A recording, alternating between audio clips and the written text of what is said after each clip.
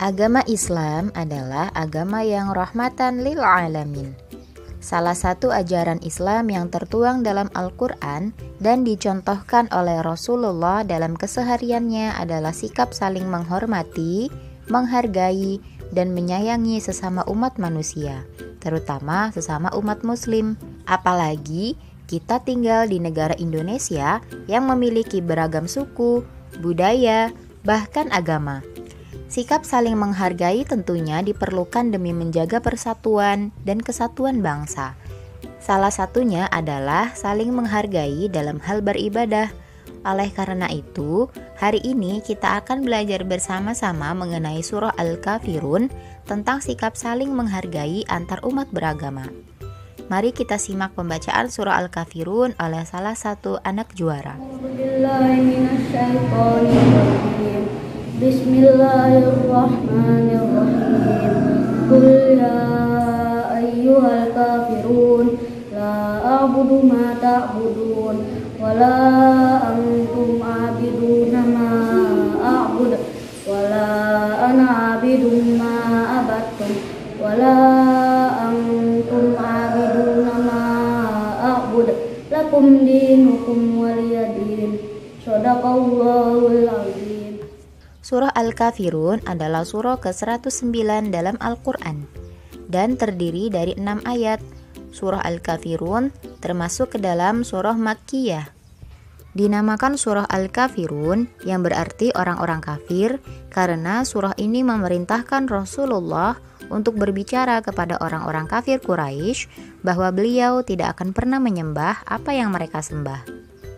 Ibnu Katsir menjelaskan bahwa dahulu orang-orang kafir Quraisy pernah memberikan suatu tawaran kepada Rasulullah SAW untuk bertukar sesembahan. Mereka mengajak Rasulullah untuk menyembah berhala selama 1 tahun, lalu kemudian mereka akan menyembah Allah Subhanahu wa Ta'ala selama 1 tahun juga. Maka Allah menurunkan surah Al-Kafirun sebagai jawabannya. Orang-orang kafir Quraisy memberikan tawaran tersebut karena mereka gagal dalam menghentikan dakwah Rasulullah. Padahal sudah berbagai cara mereka lakukan, mulai dari menyakiti, menawarkan harta, menawarkan jabatan kepada Rasulullah. Namun Rasulullah menolak itu semua. Akhirnya mereka menawarkan sebuah kerjasama sebagai cara yang lebih halus daripada cara yang menggunakan kekerasan. Melalui surah Al-Kafirun, Allah Subhanahu wa Ta'ala memerintahkan Rasulullah SAW untuk mengatakan pada orang-orang kafir Quraisy bahwa beliau tidak akan pernah menyembah apa yang mereka sembah, dan mereka pun tidak perlu repot-repot untuk menyembah apa yang Rasulullah sembah. Hal ini tidak hanya berlaku di masa Rasulullah saja, tetapi berlaku sepanjang masa, dulu, kini, dan nanti orang yang beriman tidak boleh ikut-ikutan dalam proses ibadah umat agama lain. Entah itu ikut-ikutan dalam memakai atribut mereka, ikut-ikutan mempersiapkan proses ibadah mereka, maupun ikut-ikutan mengucapkan selamat hari raya mereka. Itulah sikap toleransi beragama yang diajarkan dalam Islam. Yang pertama, kita tidak boleh ikut-ikutan dalam proses ibadah mereka, dan mereka juga tidak perlu repot-repot ikut-ikutan dalam proses ibadah umat Islam. Yang kedua, kita dilarang mengganggu mereka ketika sedang beribadah atau sedang merayakan hari raya mereka.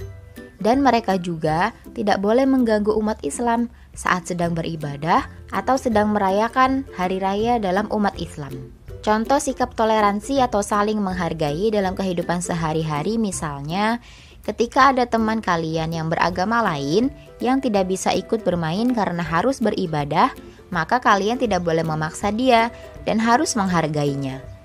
Atau ketika kalian sedang berpuasa, maka teman yang beragama lain juga harus menghargai kalian dan tidak boleh mengolok-olok untuk membatalkan puasa kalian.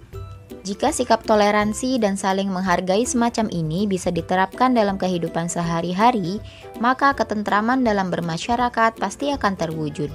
Semoga kita bisa menjadi pribadi yang saling menghargai dan juga pribadi yang dikuatkan keimanannya oleh Allah Subhanahu wa Ta'ala. Demikian video pembelajaran kali ini. Terima kasih telah menonton dan wassalamualaikum warahmatullahi wabarakatuh.